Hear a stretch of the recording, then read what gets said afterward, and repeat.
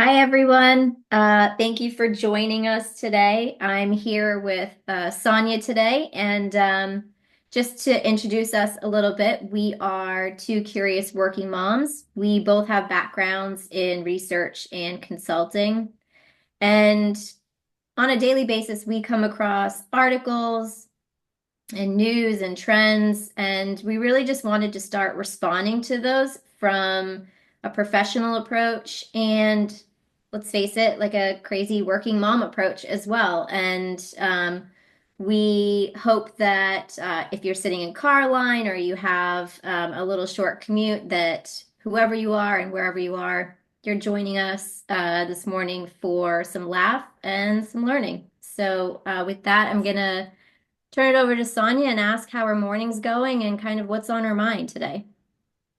Thanks, Christine. Yeah, morning is going well. This morning, my kids' bus driver was nice enough to throw a party for them. So that always makes it easier for him to decide to get dressed and get moving. So that's a good day. Um, but after I fed him this amazing, nutritious breakfast where I got up and I made him eggs so that he wouldn't go to school and eat school food and he'd have nutrition in him, I watched his bus driver hand him a sugar cookie and a bag of Cheez-Its. Um, and I'm so grateful for all of, the love and the thought that went into that. And of course, the sacrifice that she put into buying that stuff herself. But it just reminded me, like it gave me a punch in the gut for a lot of reasons, and I'll work backwards. First reason working backwards is it's a holiday season right now, and the kids are having a lot of parties. So, he's having tummy aches because he's eating cheese puffs and Cheetos and juice boxes, four times more than normal. And so I hate that for him, and I hate that connection between joy and junk food, holiday celebration, um, tradition, memorializing something, and junk food being how we do that, how we mark the occasion. And there's some things I can't control. I can't control what other people give him and offer him. Um, but I hate myself, literally hate myself for the snack foods that I have needed to give my kid or felt compelled to give my kid, especially since the school years start. It got a whole lot harder. So my husband and I both have, food intolerances, and I definitely have some medical restrictions on foods. And so we knew from, the moment we knew we were going to have a kid that it was going to be important for us to shield him from um, junk foods and chemical kind of products as much as possible. And it's so easy to do when they're babies. I mean, you could just feed them sweet potatoes and pears, and that's the expectation. And it's easy and they like it. And we even shielded him a lot because we didn't have regular TV. He wasn't watching ads. But the minute he started going to grandma's house and watching ads and coming home and singing jingles about different fast food restaurants that he wanted to try, or seeing things that kids' parents were bringing to school for lunch, for their birthday, for treats, um, all of that went out the window. He felt excluded. He felt like he was missing out on life, felt like, life wasn't fair. And frankly, also, a lot of these things are requested by teachers and parents. Like, you can't bring anything to school that isn't a prepackaged food because of allergies for other kids. So, there's just been a lot on my mind about this because that holiday time of year means I'm having to provide things for the after school class party, the in school class party, the bus party, the neighbor's party, things like that. And because of allergies and things like, I might want my kid to have certain things, but in order to provide for all of the kids in a certain group, you have to provide processed foods. So it was amazing to me. I tried to pack vegetables for as long as I could, but eventually I've started buying goldfish and Ritz crackers and Cheez-Its. And I even had a very dear neighbor who started feeding my kid fruit snacks because it was fun for them to give him a treat that he enjoyed so much, and because it said it was made with real fruit in it. And now my kid's addicted to fruit snacks. But I know it's bad, and yet I don't know without a huge societal push how we can make whole foods and snacks cool again and acceptable again.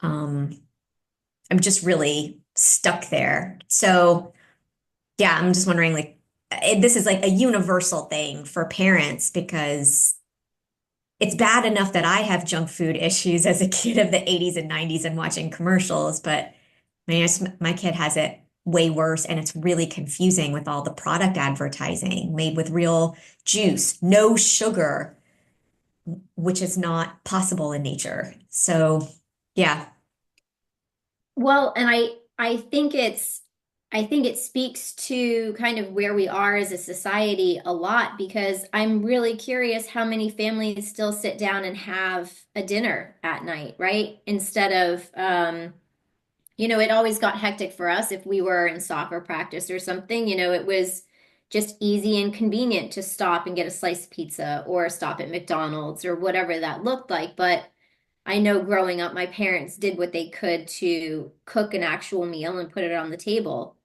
Well, easier said than done now with the price of everything, right? So eating healthy also comes with a cost.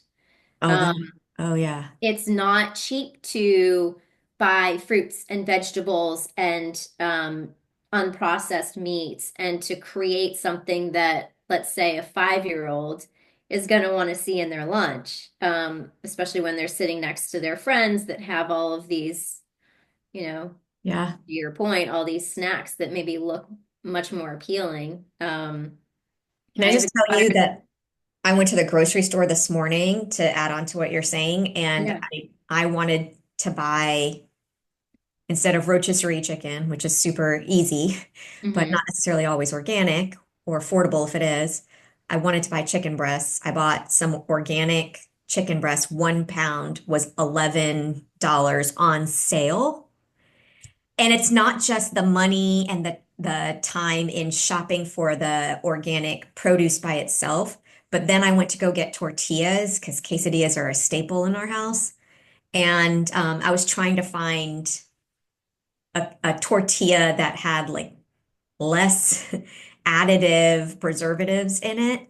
So this a stack of 10 tortillas on sale was going to be 249.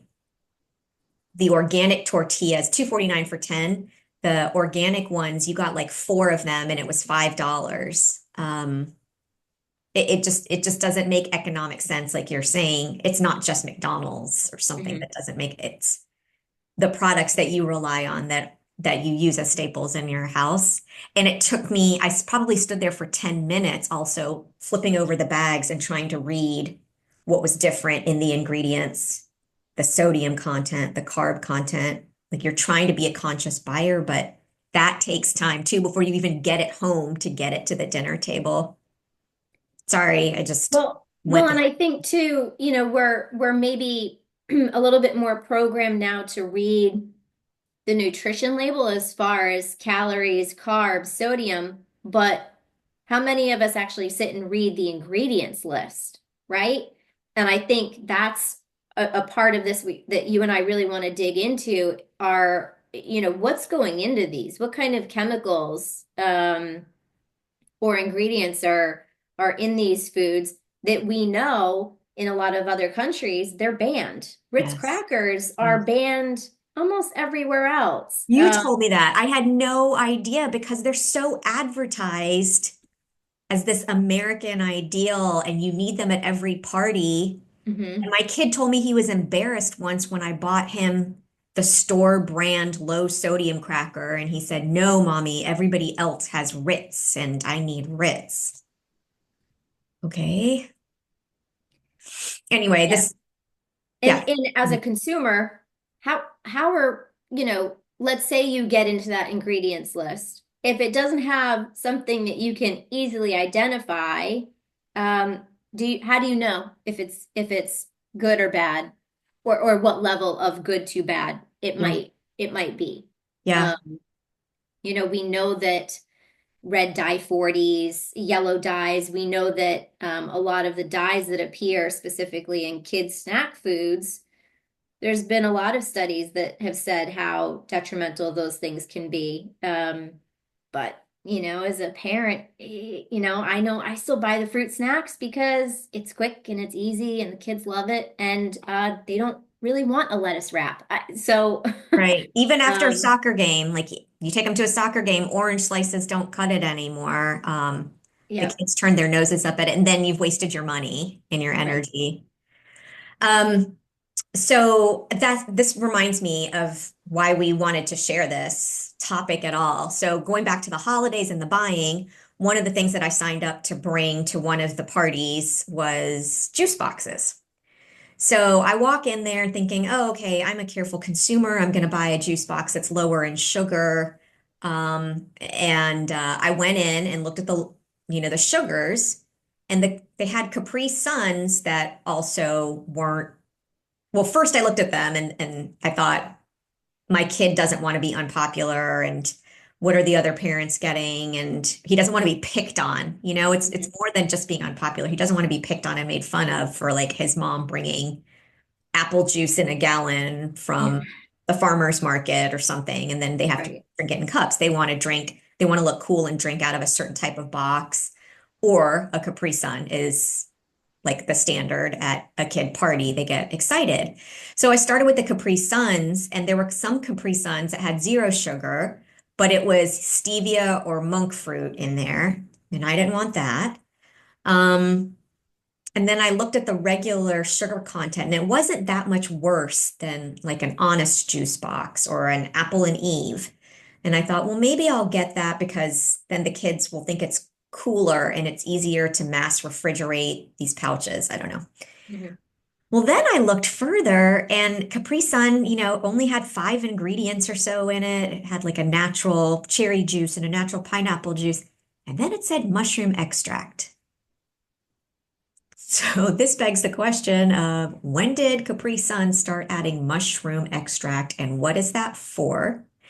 And so I did a little digging and found out pretty much Capri Sun has always included mushroom extract as a preservative, but they don't call it a preservative. They call it like a quality element or something like that because it's not a chemical man-made Mhm. preservative. Anyway, so here's some history on Capri Sun, which I know a lot of people have grown up with. It was actually created in West Germany in the late 1960s, and it started out, I think it was called Libella, as a simple fruit drink because they couldn't get access to carbonation or they couldn't have drinks with carbonation, something like that. And it was meant to be a fruit drink that wasn't carbonated and didn't have dyes. I think those two things were in short supply at that time. And it was named just because I guess the Isle of Capri was thought to be kind of bougie. And so Mhm. they thought it would be great for marketing. Um, and then the guy who invented it, Rudolph West or something like that, worked with a French sewing company or textile company to make a very special pouch. So that pouch is trademarked by itself. It's called a Doyen pack. And Interesting. then the company got sold to Coca-Cola, then to Kraft Foods. And the bottom line is it is better for you than Kool-Aid or Sunny D, which sadly I was addicted to and cried and Yes. begged for when I was a kid to Yes. fit in and because I was being left out of all the other American culture um, as a child of immigrants. And therefore they were fiscally conservative too. But anyway, I really did think Sunny D was orange juice, and I just didn't understand why other orange juice didn't taste as good. Now I Now I can't. Yeah. But anyway, I was looking into this mushroom thing, and over the years, there have been just a few incidents where Capri Suns have gotten moldy because it's not that same serious chemical preservation process. But Mhm. the way that they seal it up, it's been very few cases where people have gotten sick off Capri Suns because unless the package is damaged and air gets into the pouch, which it's not supposed to, um, the mushroom extract works. And they've been questioned several times over the years, but have refused to change to a preservative to give a longer shelf life. I think it's supposed to be a year, and it might be shorter than other people, but so there's some good and bad, and they've said that they want to stay away from nitrates and things that are known carcinogens. So that's interesting. But if you have a fungus allergy or an allergy to mold, I guess you're more susceptible. And there still is a lot more sugar in it than there is in water, or a smaller juice box or something like that. So I did end up buying the Capri Suns. I bought the regular sugar ones instead of the monk fruit or stevia. And back to where I started, I still hate myself for having bought Capri Suns for my kid and his colleagues, his Mhm. peers. Yeah, so It's interesting because this discussion goes well beyond consuming, whether it's, beverages or food. It's, what we're putting into our bodies, what we're putting on our bodies, right? And so um for a few years now, and I honestly I could not tell you what put me onto it or how I had first heard of it, but I had heard of this group called EWG. They're the Environmental Working Group, and they look at a lot of different things. They look at, chemicals, farming, agriculture, everything. But they have a site that I've been using, especially recently. I have a daughter that has celiac, and so I have to be really careful about gluten products, and that even goes to sunscreen, shampoos, things that you wouldn't think have gluten in them. And so the site is EWG Skin Deep. And I would recommend anybody kind of check it out. And you can, if you have an existing product that you're using, you can look it up and it actually gives it a score of how toxic it might be in different categories. So reproductive toxicity, allergens, known carcinogens that might be in it.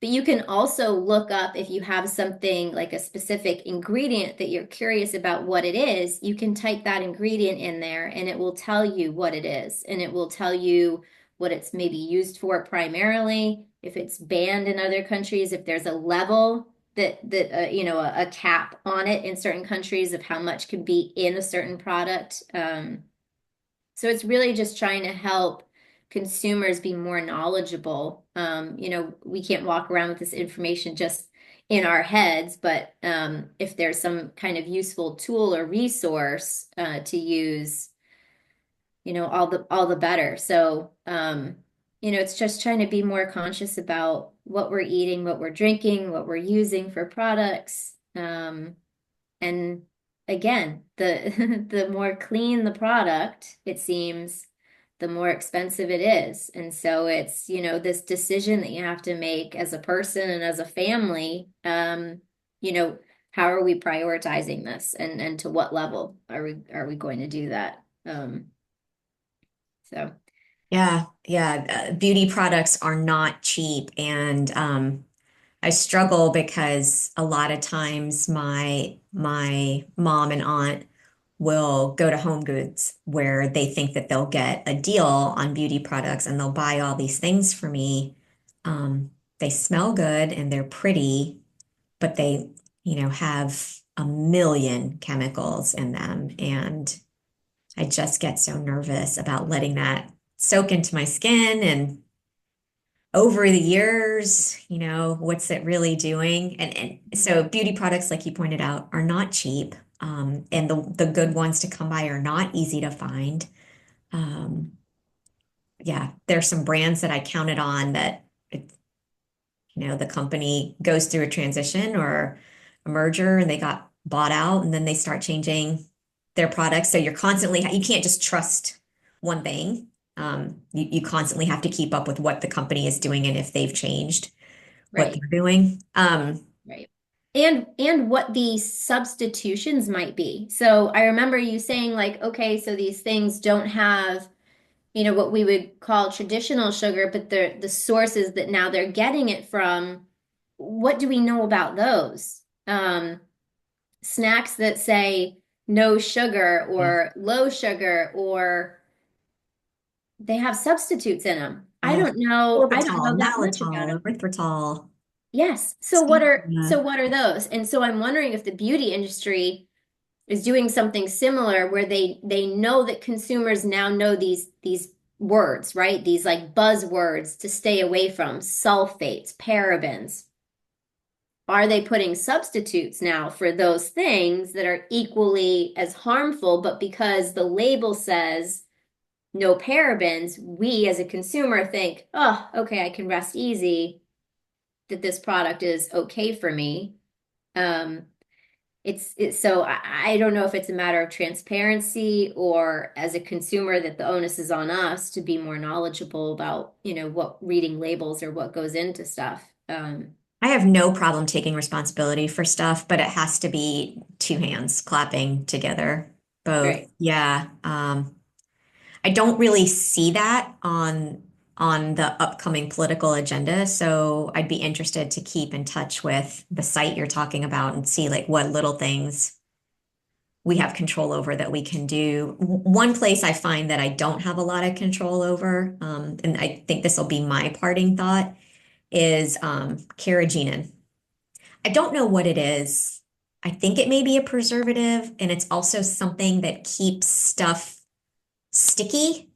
Like, I don't know if it's an emulsifier or like a gum agent, but I remember my husband when he was having some food intolerance issues looking into it and saying, we have to buy stuff that doesn't have carrageenan in it. And the number one thing that people have that they don't realize it's in is like milk and dairy products, particularly creamers, like the International Delight kind of Mhm. tasty creamer thing. So we stopped drinking it. And then in this list, I was looking of things that have been the snack foods that our kids crave that have been banned. Skittles, Gatorade and sports drinks, Wheat Thins, Pop Tarts, mac and cheese, not macaroni and cheese if you make it from Mhm. scratch.